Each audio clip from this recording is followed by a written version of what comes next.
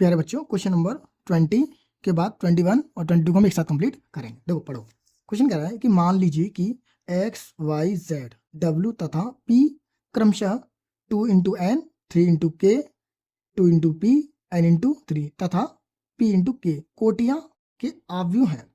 नीचे दी गई प्रश्न संख्या 21 तथा 22 में सही उत्तर चुनिए। 21 तथा 22 हमें यहाँ पर हमें दे रखे हैं। हमें दे रखा है कि पी वाई प्लस डब्ल्यू के परिभाषित होने के लिए एन, के तथा पी का क्या प्रतिबिंब है। तो चलो इसको देखो, हम थोड़ा डीपली समझेंगे इसको, है ना। तो हमसे कह रहा है, तो हमने पहली कंडीशन दे रखी है क्वेश्चन नंबर 21 में कि P Y plus W Y. अच्छा बताओ मुझे पी और वाई कब मल्टीप्लाई होंगे, थोड़ा याद ध्यान करो। मैं पी की वैल्यू लिख लूँ कितनी है, पी इंटू के, और डब्ल्यू की कितनी है इसकी लिख रहा हूँ फिलहाल में भी, है ना। वाई की कितनी, सॉरी वाई की लिखोगे तो यहाँ पे होगी आपकी वाई की 3 इंटू के। जब भी दो नंबर मल्टीप्लाई होंगे तो ध्यान रख लो उनका कि ये इसके इक्वल होने चाहिए, यानी पंक्ति स्तंभ के बराबर, स्तंभ पंक्ति बराबर होनी चाहिए। तो मैं यहाँ से इसे ले रहा हूँ तो ये इसके इक्वल होनी चाहिए। तो मुझे पता है यहाँ से क्या निकली, 3 की वैल्यू ये निकली, वाई बराबर है, यहाँ 3 और मल्टीप्लाई कर बना रहा है। तो यहीं से पी और X, P Y is equal to क्या हो जाएगा यहाँ पर कि पी और वाई कब मल्टीप्लाई होंगे, जब पी और स्मॉल पी और के ये होंगे। पहला फॉर्मेट ये आ गया। ये नंबर यहाँ पर तभी मल्टीप्लाई होंगे जब ये दोनों इक्वल है। ओके, तो नेक्स्ट कंडीशन में देखो, अब यहाँ जाओ, डब्ल्यू में क्या कह रहा है, डब्ल्यू की वैल्यू कितनी मेरे पास, आप बोलोगे सर डब्ल्यू के लिए हम लिखे हैं डब्ल्यू वाई के लिए, तो क्या रहेगा कि डब्ल्यू की वैल्यू मेरे पास है एन इंटू एन, यस या नो।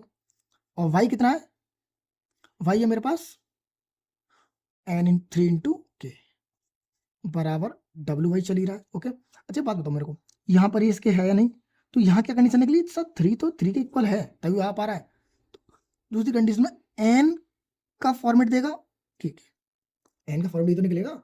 ये तो चलो इक्वल आए, इक्वल बोल दो, या देखो यहाँ पर आप 3 इंटू 3 लिख लो, कोई वैल्यू नहीं रखी तो हमने इसको इंटू लिख लिया। अब ये इसको इंटू में आएगा तभी मल्टीप्लाई होगा दोनों ही नंबर, ये दोनों इंटू होंगे तभी तो मल्टीप्लाई हो पाएंगे। वैल्यू हमें पता नहीं फिक्स क्या है। अब बताओ मुझे ये दोनों नंबर जोड़ने हैं, तो मैं क्या इसे ये तो लिखूंगा सर पी इंटू के प्लस एन इंटू के। अब ये दोनों नंबर तभी जुड़ेंगे जब यहाँ पे ये इसके इक्वल होगा, ये इसके इक्वल होगा। तो ये मेरा क्या निकला, पी इंटू एन कॉमा के इंटू के निकलेगा। यानी मैं ये कह सकता हूँ पी इंटू एन कह दो या मल्टीप्लाई कह दो, के इंटू के कह दो, दोनों बराबर ही होने चाहिए।